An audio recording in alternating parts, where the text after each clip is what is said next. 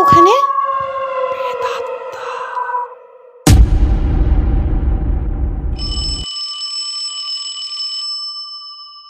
Hello, Mamun Shah restaurant. আচ্ছা, আমি কি 2 প্যাকেট বিরিয়ানি পেতে পারি?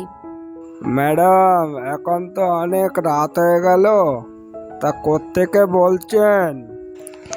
বেনিয়াতলা লেন 2 নম্বর সরণি 3 নম্বর বাড়ি থেকে বলছি।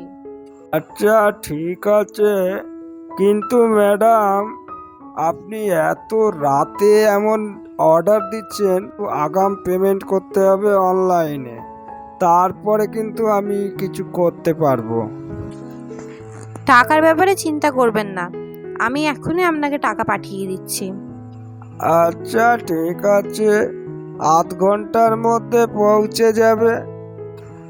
এই মদন, মদন, কি আছে? 2 প্যাকেট বিরিয়ানি রেডি কর, বেনিয়াতলা লেনে যাবে। কিন্তু বাবু 11:30 বেজে গেছে, আবার তুমি আমাকে পাঠাচ্ছ? এই তো একটু আগে একটা ডেলিভারি করে আসলাম। কি করব বল, লাস্ট অর্ডার পেমেন্টও হয়ে গেছে। যা না বাবা, ওখানে গিয়ে অর্ডারটা দিয়ে তুই ওখান থেকে ডাইরেক্ট বাড়ি চলে যাস। মদন নিজের বাইকে চড়ে ভাবতে শুরু করলো, ধুর, এত রাতে ডেলিভারি করতে হচ্ছে, আর ভালো লাগে না। প্রায় আমার সাথে এমনই হয়। আর এখান থেকে ডেলিভারি করে আবার বাড়ি যেতে 1 ঘন্টা আরও এক্সট্রা সময় লাগবে। যেতে যেতে 12:30 1টা বেজে যাবে। এইভাবে কদিন আর চলবে? এইসব ভাবতে ভাবতে মদন বেনিয়াতলা লেনের সেই 3 নম্বর বাড়িতে পৌঁছে গেল। ধুর, এতবার বেল বাজানো সত্ত্বেও দরজা খুলছে না কেন কি জানি। এই যে, কেউ আছেন? হ্যালো, ডেলিভারি নিয়ে এসছি, কেউ আছেন? এসো, ভিতরে এসো। ওরে বাবা, এটা বাড়ি না ভূত বাংলো? পুরো অন্ধকার, আর আমাকে আবার ডাকলো কে? কেউই তো নেই এখানে। মদন বাড়িতে ঢোকা মাত্রই বাড়ির দরজা দম করে বন্ধ হয়ে গেল। আর ঠিক সেই সময় মদনের পেছন দিয়ে একটা ঝোড়ো হাওয়া চলে গেল।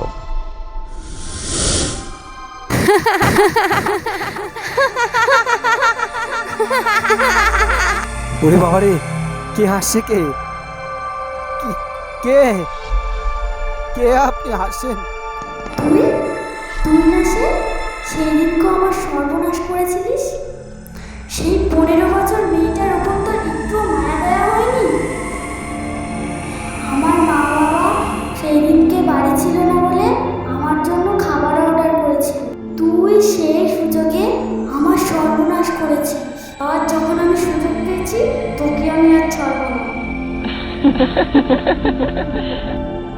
হঠাৎ সেই সময় মদনের সামনে একটা ভয়ঙ্কর ছায়ামূর্তি এসে দাঁড়ালো, এবং সেই ছায়ামূর্তি লম্বা একটা হাত পার করে মদনের গলা টিপে ধরল।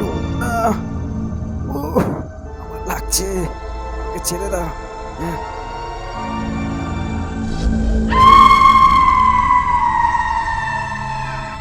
পরদিন সকালবেলা সেই বেনিয়াতলা লেনের 3 নম্বর বাড়িতে অনেক লোকজন জমা হয়। সেখানে গিয়ে দেখা গেল সেই মদনের শরীর পড়ে আছে। আর এটাও শোনা যায় সেই 3 নম্বর বাড়িতে এর আগেও অনেকগুলো ডেলিভারি বয়ের দেহ পাওয়া গেছে।